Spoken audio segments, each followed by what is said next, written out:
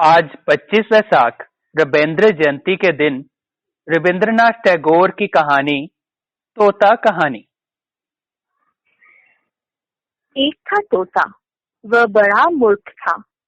गाता तो था पर शास्त्र नहीं पढ़ता था।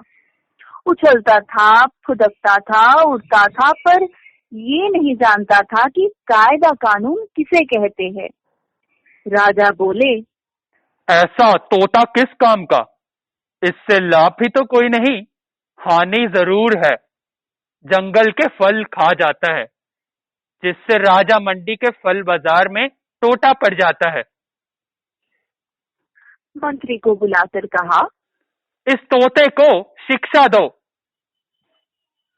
तोते को शिक्षा देने का काम राजा के भांजे को मिला। पंडितों की बैठक हुई।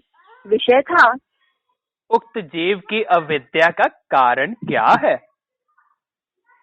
बड़ा गहरा विचार हुआ। सिद्धांत ठहरा, तोता अपना घोंसला साधारण खरपात से बनाता है।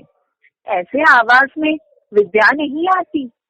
इसलिए सबसे पहले तो ये आवश्यक है कि इसके लिए कोई बढ़िया सा पिंजरा बना दिया जाए।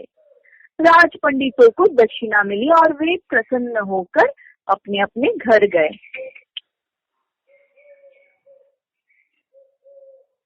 सुनार बुलाया गया। वे सोने का पिंजरा तैयार करने लग गया। पिंजरा ऐसा अनोखा बना कि फिर देखने के लिए देश विदेश के लोग टूट पड़े। कोई कहता, शिक्षा की तो इति ही हो गई। कोई कहता, शिक्षा ना भी हो तो क्या, पिंजरा तो बना। इस तोते का भी क्या नसीब है।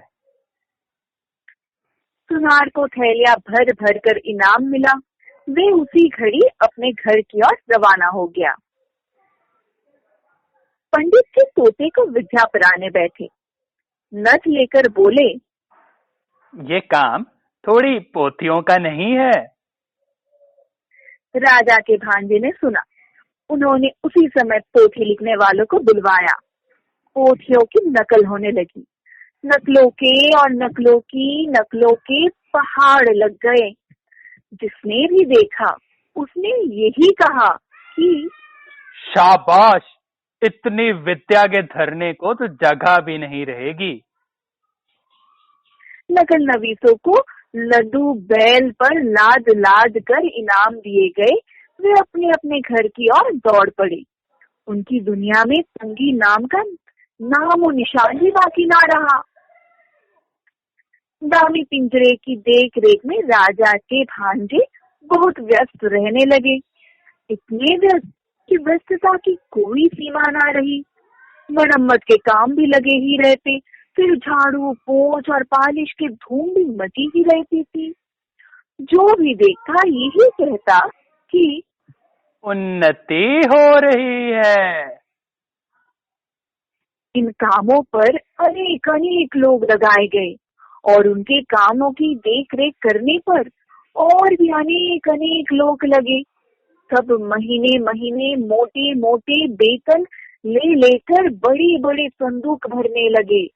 वे और उनके चचेरे, ममेरे, मौसेरे, भाई बंधु बड़े प्रसन्न हुए और बड़े बड़े कोठों बाला खानों में मोटे मोटे गद्दे बिछाकर बैठ गए। संसार में और अभाव तो अनेक है, पर निंदुकों की कोई कमी नहीं है। एक ढूंढो तो हजार मिलते हैं। वे बोले, पिंजरे की उन्नति हो रही है, पर तोते की तो खोज खबर लेने वाला कोई नहीं है। बात राजा की कानों में पड़ी। उन्होंने भांजे को बुलाया और कहा, क्यों भांजा साहिब, ये कैसी बात सुनाई पड़ रही है? भांजे ने कहा, महाराज, अगर सच सच बात सुनना चाहते हो तो सुनारों को बुलाइए, पंडितों को बुलाइए, नकल नवीसों को बुलाइए, मरम्मत करने वालों को और मरम्मत की देखभाल करने वालों को बुलाइए।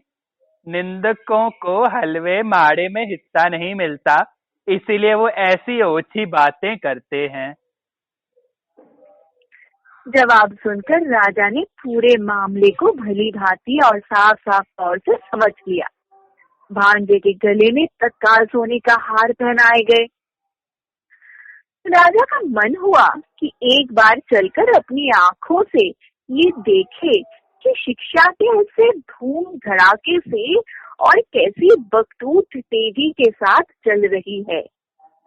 तो एक दिन वे अपने मुसाहबों, मुहल्लगों, मित्रों और मंत्रियों के साथ आप ही शिक्षाशाला में आ धमके। उनके पहुंचते ही जोड़ी के पास शंख, घड़ियाल, ढोल, तासे, खुरदक, नगाड़े, तुड़िया, भेड़िया, दमामे, कांटे, बांसुरिया, झाल, करताल, मृदंग, जगजंप आदि आदि आप ही आप बज उठे। पंडित गले फाड़ फाड़ कर और बूटियां फड़का फड़का कर मंत्र पाठ करने लगे। मिस्त्री, मजदूर, सुनार, नकल नबीस, देखभाल करने वाले और उन सभी के ममेरे, फुफेरे, चचेरे, मौसेरे भाई जय जयकार करने लगे। भांजा बोला, महाराज देख रहे हैं ना। महाराज ने कहा, आश्चर्य, शब्द तो कोई कम नहीं हो रहा। भांजा बोला, शब्द ही क्यों, इसके पीछे अर्थ भी कोई कम नहीं। राजा प्रसन्न होकर लौट पड़े। जोड़ी को पार करके हाथी पर सवार होने ही वाले थे कि पास के झूल मूठ में छिपा बैठा निंदुक बोल उठा, महाराज आपने तोते को देखा भी है? राजा चौंके, बोले, अरे हाँ, ये तो मैं बिल्कुल भूल ही गया था।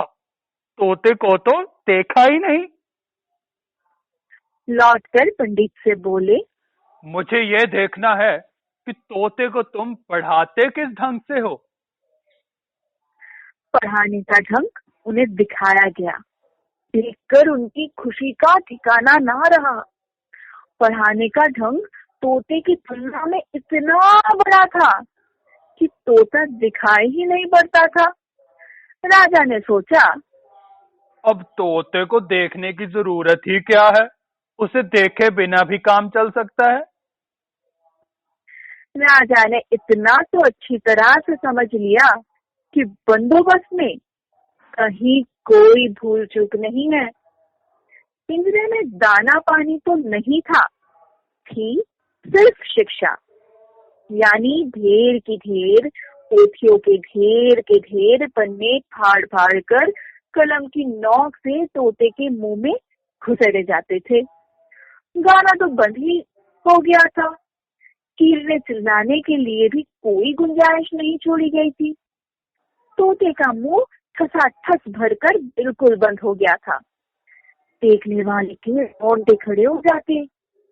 अब दोबारा जब राजा हाथी पर चढ़ने लगे तो उन्होंने कान बैठो सरदार को ताकीद कर दी कि निंदक के कान अच्छी तरह उमेठ देना। तोता दिन बर दिन भद्र रीति के अनुसार अधमरा होता गया। अभिभावकों को ये समझा कि प्रगति काफी आशाजनक हो रही है। फिर भी पक्षी स्वभाव के एक स्वाभाविक दोष से तोते का पिंड अभी छूट नहीं पाया था। सुबह होते ही वो उजाले की ओर टुकुर टुकुर निहारने लगता था और बड़ी ही अन्याय भरी रीति से अपने डैने फड़फड़ाने लगता था। इतना ही नहीं, किसी किसी दिन तो ऐसा भी देखा गया कि वे अपनी रोगी चोंचों से पिंजरे की सलाखें काटने में जुटा हुआ है। कोतवाल गर्जा, ये कैसी बेअदबी है। फौरन लुहार हाजिर हुआ, आग भाती और हथौड़ा लेकर। वे धमाधम लोहा पिटाई हुई कि कुछ ना पूछिए। लोहे की सांकर तैयार की गई और तोते के डैने भी काट दिए गए।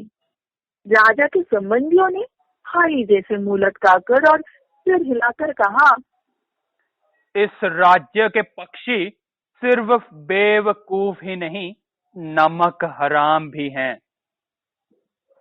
और तब पंडितों ने एक हाथ में कलम और दूसरे हाथ में बर्छा ले लेकर बेकांड रचाया, जिसे शिक्षा कहते हैं। लुहार की लोसर बेहद फैल गई और लुहारिन के अंगों पर सोने के गहने शोभने लगे और कोतवाल की चतुराई देखकर राजा ने उसे सिरोपा अता किया। तोता मर गया। कब मरा इसका निश्चय कोई भी नहीं कर सकता। कमबख्त निंदक ने अफवाह फैलाई कि तोता मर गया। राजा ने भांजे को बुलवाया और कहा, भांजे साहब, ये कैसी बात सुनी जा रही है? भांजे ने कहा, महाराज, तोते की शिक्षा पूरी हो गई। राजा ने पूछा, अब भी वह उछलता फुदकता है? भांजा बोला, अजी राम कहिए। अब भी उड़ता है? ना, कतई नहीं। अब भी गाता है? नहीं तो। दाना न मिलने पर अब भी चिल्लाता है? ना। राजा ने कहा, एक बार तोते को लाना तो सही, देखूं जरा। तोता लाया गया। साथ में कोतवाल आए, प्यादे आए, घुड़सवार आए। राजा ने तोते को चुटकी से दबाया। तोते ने ना हाँ की ना हूं की। हाँ, उसके पेट में पोथियों के सूखे पत्ते खड़खड़ाने जरूर लगे। बाहर नव वसंत की दक्षिणी बार में नव पल्लवों ने अपने निश्वासों से मुकुलित वन के आकाश को आकुल कर दिया। और ये थी तोता कहानी।